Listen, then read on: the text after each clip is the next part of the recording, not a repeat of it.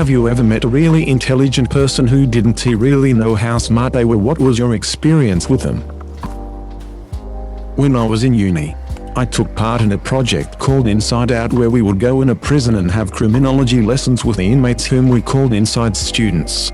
We didn't teach them or observe them, we were all learning together. And this one guy was just a genius. He had this way of describing a phenomenon he'd noticed and thought about without realizing that it was an actual theory that existed. Like we'd studied them in class, so we knew about them. But he would just come up with it from personal experience.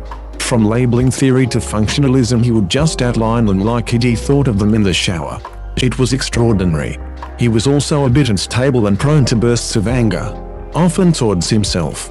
He seemed to become frustrated very easily if he couldn't explain or understand something perfectly.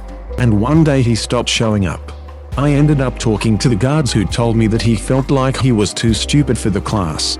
Seriously, he was convinced that we were all smarter than he was and that he wouldn't be able to keep up. I don't know if they ever did. But we asked the guards and a few inside students if they could tell him that we'd loved studying with him.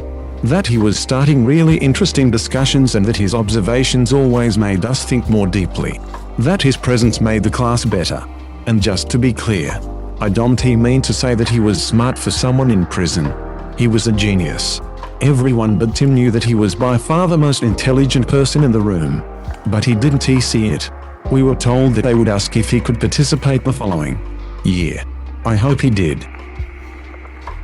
People who are great teachers without actually being a teacher. I have always thought people who can teach others are incredibly smart because they are aware enough of what they know to present it to others in such a way they can understand it. The guy I used to work with was a phenomenal teacher of all things paints, powder coating and color matching blending. He had a real passion for it, and it showed in the manner in which he taught and demonstrated what he was talking about. In saying that, he was also very highly strung and had some mental health issues that held him back from doing great things, and so believed he was an idiot. He was not. But no amount of telling him would help. I had a kid in my class that never took anything seriously. Skipped class, brought alcohol to class, and did numerous other things. You name it, he probably did it. But man, that MF knew his poop whenever he paid attention. He understood things when other people were struggling to learn whatever was being taught at day: math, science, English, reading, etc. It makes me a little sad because he was always a troublemaker. But deep down I knew that he was very smart and was capable of doing good in school. He just never chose to do it. Or generally just didn't care. I don't know at this point. I think he got involved with the wrong crowd early on, unfortunately. My mother. She was raised in a poor, abusive family and left school very early to escape. Even now she'll say how she is uneducated, which is true. But she ain't stupid. She raised a bunch of us without much money and was always resourceful and canny at making ends meet. She can do fairly complicated math in her head. Does extensive research before making large purchases. Forwards me screenshots of quite sophisticated scam emails and tells me why they're fake. She is 78 now and has always embraced new tech. Has no trouble using her smartphone or her PC. She even troubleshoots for her neighbors. She still lives in the same poverty-stricken area we grew up in and is often helping her neighbors advocate for themselves. Writing letters. Telling them who to contact and what to say. She is also a keen observer of humans. She sees them as they are and takes them as they are with no judgment. She was always progressive for her time and passed down zero racism or other prejudices to us kids. I wonder what she could have done if she had the opportunities she made damn sure we had. I am volunteer staff at a math summer camp targeted at children who like doing math. Most of the kids that we get are the standard doing well in school with good grades to prove it type.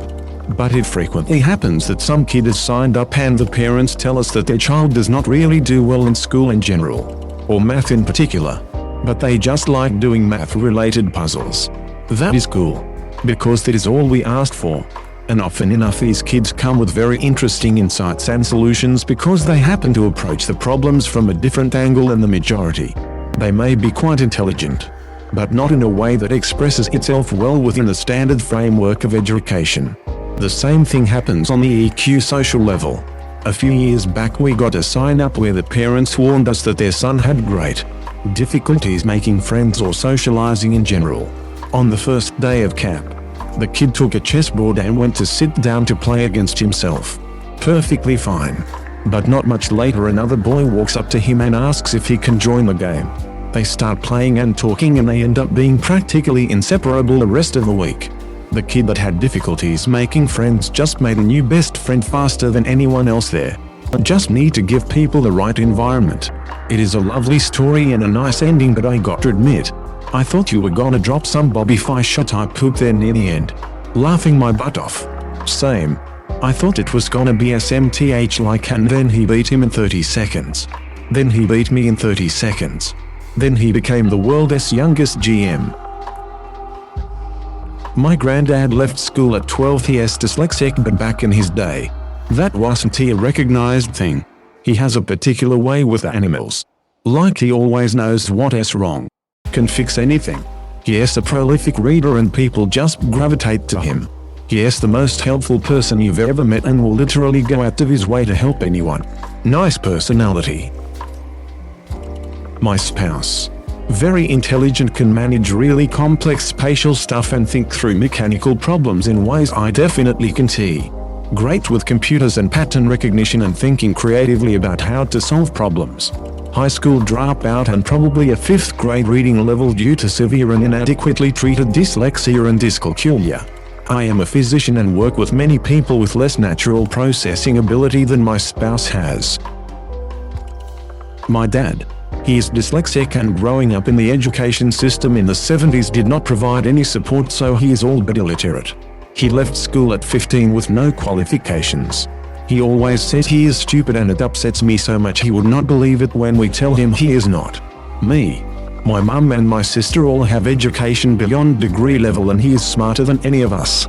He is eloquent, but sometimes mispronounces new words that he has heard in a different accent. Our accent is heavy on the R sound, so I have noticed him adding it to words that do not have RS. But of course he has never seen it written down to know. He watches historical documentaries and tells us about how that links with the one he watched a couple of years prior. He once drove me to university 3 hours away using the route he had driven in reverse once without checking a map. I wished he could see himself as intelligent. Since it seems like a lot of people have a connection with this comment and will enjoy this story, he did actually do a speech for my wedding. I was worried about asking him because I was not sure how he had managed and did not want to put pressure on him. But he was keen to do it. My mum made cue cards with picture hints and they did not help him. He just had it written out and learned it off by heart and used cue cards with the full speech to help him. He can read it when he knows what it says, and his speech was by far the most confident and well-performed speech out of all of us. Give him a birthday card with more words than happy birthday and he's not happy. But he can smash out a full-on speech with no hesitation. Criminal defense lawyer here. Had a client who was a low-level drug dealer and gun runner. Most street-level guys have a very different type of intelligence that doesn't translate well to the white-collar world. Many of my clients asked to read case law. I've only met one who could read it, digest it, and discuss it intelligently with me. This guy. He did do his own research from the jail, which isn't uncommon. But this guy did it well and would actually send me relevant cases that were helpful to the issues in his case. And when I explained to him why some were not helpful, he got it, asked good questions, and used the discussion to inform future research. There are a lot of inmates who consider themselves jailhouse lawyers. This guy was smart enough to actually be one. I think about him a lot and wonder what his life would have been like if he was fortunate enough to be afforded with the same opportunities during childhood that I enjoyed. I work in manufacturing, so we get a lot of uneducated people. There are a lot of people out there who are smart but for various reasons or not properly served by the public schools. They might be barely literate, or can hardly string 2 words together coherently. But they solve problems beautifully, or always have workable ideas, or they talk about ideas rather than people or events. It is hard to quantify, but you know it when you see it. On the flip side, I work in a professional white-collar job making good money, and I know way too many colleagues who are educated but dumb as duck. It is messed up. You know it when you see it. I grew up with a kid who was one of the smartest people I ever met. He was in all the Excel classes, a straight A student. Academics came so easily to this guy. He could have went to any college he wanted. Well, he just couldn't stay out of trouble. Living the thug life. Selling drugs. Running with wannabe gangsters. Well, it's been 20 years or so since we have been out of high school, and he has done a few stints in prison. Still lives with his parents. Make a meager living selling pot. It is crazy seeing so much potential lost. The saddest thing in life is wasted talent. And the choices that you make will shape your life forever. But you can ask anybody from my neighborhood, and they will just tell you this is just another Bronx tale. My dad grew up believing he was dumb and would never amount to anything. His teachers all hated him, and the first time he went to university he was kicked out. Around the same time as I started university, my mum finally convinced him to try again to get a higher education himself. He has often said that he is too stupid to go back to school. But he speaks about 6 languages fluently.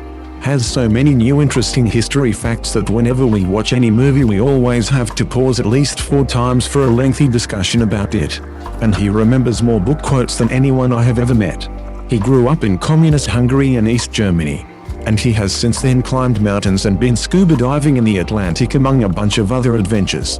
Whatever the discussion, he's got a story to tell. He is the coolest dad ever. But for as long as I can remember, my family has struggled financially since he could not get a job that paid enough. It makes me so happy that he is finally reaching his full potential now at 51 years old.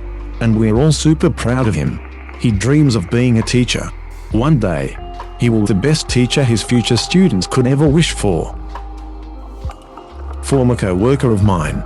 He came to Germany as a refugee in his young teenage years.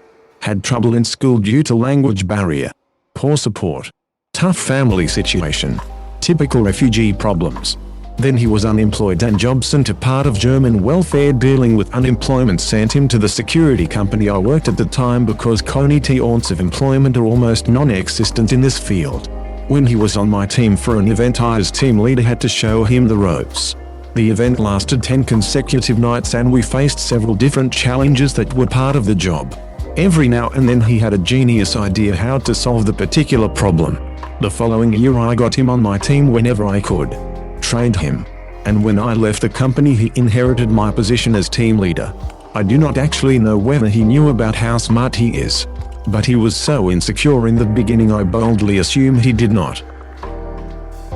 In my first year of uni college I sat next to a quiet girl who never thought of herself as smart. While everyone else was loud about what they know and act like they're top of the class, when they were really not. She never showed off her knowledge.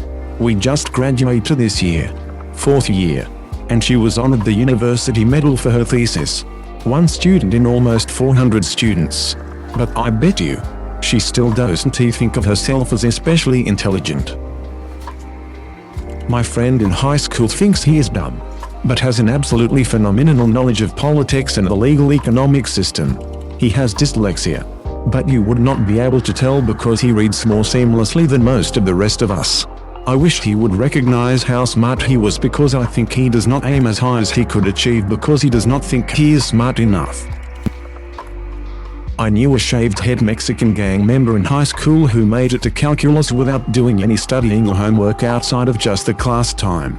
Because of this his grades were always at a B level. So he never really considered himself smart nor drew much attention from teachers. Our high school was sharply divided between rich and poor. And he was doing as well or better than people who came from privileged backgrounds and that I knew for a fact had hours of private tutoring daily. Were part of study groups, math club, etc. To this day I cannot fathom how he did it. He did pay careful attention in class, so he must have had a photographic memory and genius level mind. Half the time he never even brought the book to class, and had to borrow a TI calculator. I know he left his books in his locker before he went home because he did not want to be caught holding a school book by his friends. I was friendly with him, and saddened to learn that he was killed a few years after high school. When you grow up taking care of yourself your whole life, you are not concerned with school. It is like school is that second shitty job that you have put some extra cash in your pocket. The real job is when you leave. I know when I was young in school I was not thinking about school, I was thinking about all the poop that I had to do outside of school to survive.